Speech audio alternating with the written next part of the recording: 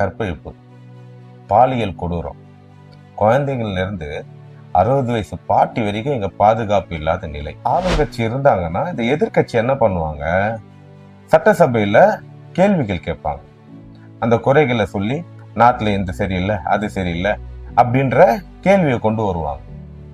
இதுல ஒரு படி மேல போய் என்ன நடக்கும்னா, கேள்வி கேட்க எதுவுமே இல்லை அப்படின்ற ஒரு சிச்சுவேஷன் இருக்கும்போது இந்த எதிர்கட்சி என்ன செய்யும் அப்படின்னா, அவங்களே கிரியேட் பண்ணுவாங்க பிரச்சனைய. இந்த ஆட்சி காலத்துல நாம சந்திக்கக்கூடிய பிரச்சனைகள் என்னன்னு பார்த்தா பெரும்பான்மையா பாலியல் சம்பந்தப்பட்ட பிரச்சனைகளா தான் இருக்கு. இதுக்கு முழுக்க காரணம் சட்டம் சரியா அதோட வேலையை பார்க்கல, காவல்துறை துரிதமா செயல்படல, அவங்களுடைய அலட்சியம் தான் இதுக்கு முக்கிய காரணமா இருந்தாலும் இங்க ஒரு சட்டம் ஒழுங்கு சரியில்லை அப்படின்ற ஒரு பிரச்சனையை கொண்டு வர்றதுக்காகவே இது நடத்தப்படுதா அப்படின்ற கேள்விதான் நான் இங்க முன்வைக்கணும்னு நினைக்கிறேன். இது வரைக்கும் இல்லாத வகையில இந்த டைம் பெண்கள் பாதுகாப்பு அந்த அளவுக்கு கேள்விக்குறியில நிக்குது. இது 2 கட்சியோட பிரச்சனை, அவங்களோட அதிகார போர். இந்த அதிகார போருக்கு வழக்கமா பெரும்பான்மையா நில பிரச்சனைகள் வரும்.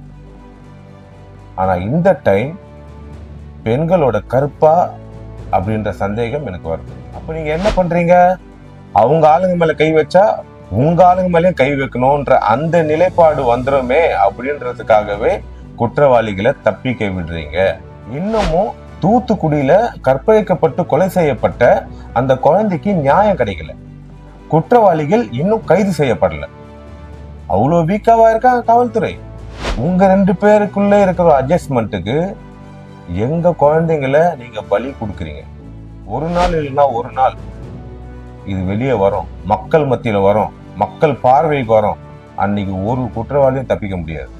தப்பு பண்ணவன் தப்பிச்சுக்கலாம், ஆனா பாவம் பண்ணவன் தப்பிக்கவே முடியாது.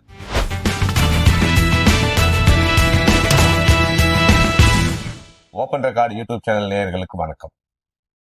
வழக்கமா நம்ம சேனல்ல விஜய் அவர்களோட அரசியல் பிரவேசம், அவருக்கு வரக்கூடிய எதிர்ப்புகள், மக்கள் மத்தியில ஏன் அவருக்கு இவ்வளவு வரவேற்பு, இதை பத்தின பல விஷயங்கள் பேசியிருக்கோம். ஆனா இன்னைக்கு குறிப்பா நாம பேச போற முக்கியமான விஷயம் என்னன்னா, கடந்த ஒரு 6 மாத காலங்கள்ல நாம அதிகப்படியா கேட்கிற அந்த செய்தி என்னன்னு பாத்தீங்கன்னா, கற்பழிப்பு, பாலியல் கொடூரம், குழந்தைங்கள்ல இருந்து 60 வயசு பாட்டி வரைக்கும் இங்க பாதுகாப்பு இல்லாத நிலை. ஏன் இப்போ இந்த மாதிரியான செய்திகள் அதிகப்படியா வருது? அந்த கேள்வியில இருந்து, அந்த சந்தேகத்தில இருந்து தான் இந்த காணொலியை நான் போடணும்னு முடிவு பண்ணியிருக்கேன். வழக்கமா ஒரு ஆளுங்கட்சி இருக்காங்கன்னா அங்க அன்னைக்கு அந்த காலகட்டத்துல இருக்கக்கூடிய எதிர்கட்சி, இப்போ திமுக ஆட்சியில இருக்காங்கன்னா ஆப்போசிட்ல எதிர்கட்சியா அதிமுக இருப்பாங்க, அதிமுக இருந்தா திமுக இருப்பாங்க. இது கடந்த 60 வருட காலங்களா நம்ம பாக்குற ஒரு அரசியல். எப்பவுமே ஆளுங்கட்சி இருந்தாங்கன்னா இந்த எதிர்கட்சி என்ன பண்ணுவாங்க? சட்டசபையில கேள்விகள் கேட்பாங்க. அந்த குறைகளை சொல்லி நாட்டுல இந்த சரியில்லை அது சரியில்லை அப்படின்ற கேள்வியை கொண்டு வருவாங்க.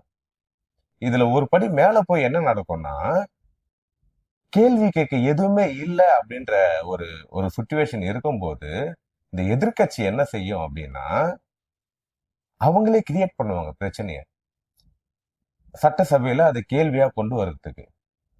அப்படிதான் கடந்த காலங்கள்ல 2 கட்சியுமே மாறி மாறி பண்ணிருக்கு. போன ஆட்சியில பாத்தீங்கன்னா அதிமுகவுக்கு எதிராக பல போராட்டங்கள் இங்க வெடிச்சுட்டே இருந்தது. அதுல எல்லாம் பெரும்பான்மையா படிப்பு சம்பந்தப்பட்டதோ, ராக்கப் டெத் பத்தியும், இந்த நில பிரச்சனை, இந்த மாதிரியான ஸ்டெர்லைட், ஜல்லிக்கட்டு, இந்த மாதிரியான பிரச்சனைகள் இருந்தது. அது ஒரு மக்கள் பிரச்சனையா இருந்தது. ஆனா இந்த ஆட்சி காலத்துல நாம சந்திக்கக்கூடிய பிரச்சனைகள் என்னன்னு பார்த்தா பெரும்பான்மையா பாலியல் சம்பந்தப்பட்ட பிரச்சனைகளா தான் இருக்கு. இதை யாரு அதிகமா பண்றா, இல்ல இது பிளான் பண்ணி பண்றாங்களான்ற சந்தேகம் எனக்கு இருக்கு. அதுவும் எலெக்ஷன், ஒரு தேர்தல் நெருங்குற இந்த பீரியட்ல அதிக செய்தி வந்துட்டே இருக்கு. அப்ப நமக்கு அங்க ஒரு சந்தேகம் நம்ம பட்டே ஆகணும். இதுக்கு முழுக்க காரணம் சட்டம் சரியா அதோட வேலையை பார்க்கல, காவல்துறை துரிதமா செயல்படல. அவங்களுடைய அலட்சியம் தான் இதுக்கு முக்கிய காரணமா இருந்தாலும், இங்க ஒரு சட்டம் ஒழுங்கு சரியில்லை அப்படின்ற ஒரு பிரச்சனையை கொண்டு வர்றதுக்காகவே இது நடத்தப்படுதா அப்படின்ற கேள்விதான் நான் இங்க முன்வைக்கணும்னு நினைக்கிறேன்.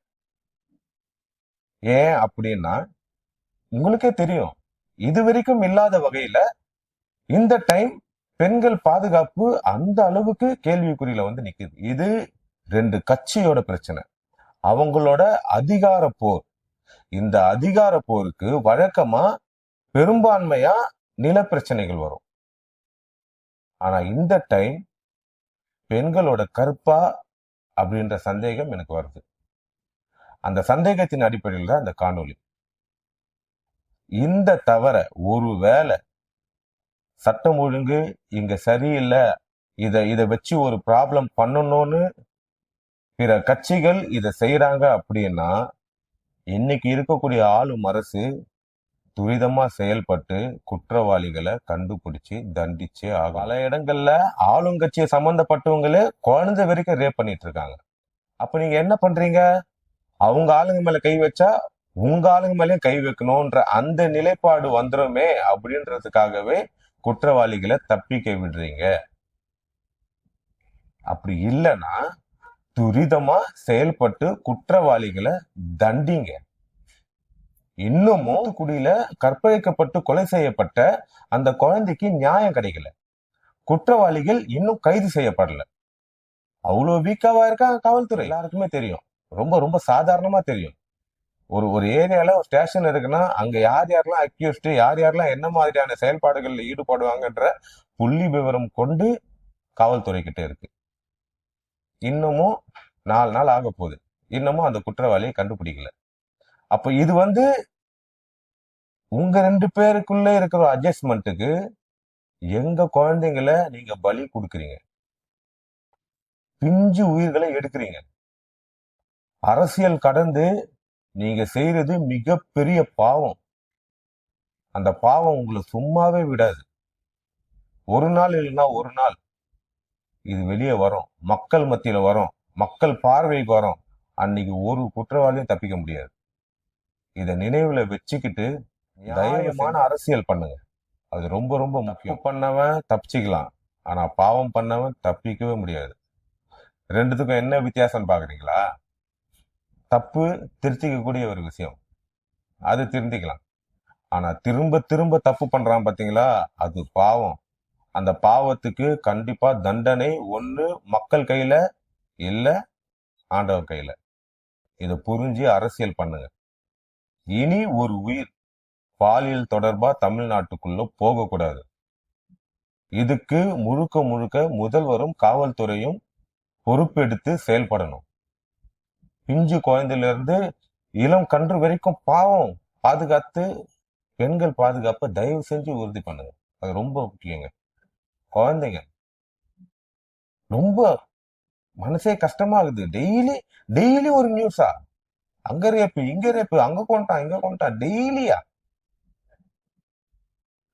தயவு செஞ்சு மக்கள் பாதுகாப்போடு சேர்த்து குழந்தைங்களோட பாதுகாப்பை உறுதி பண்ணுங்க. நன்றி.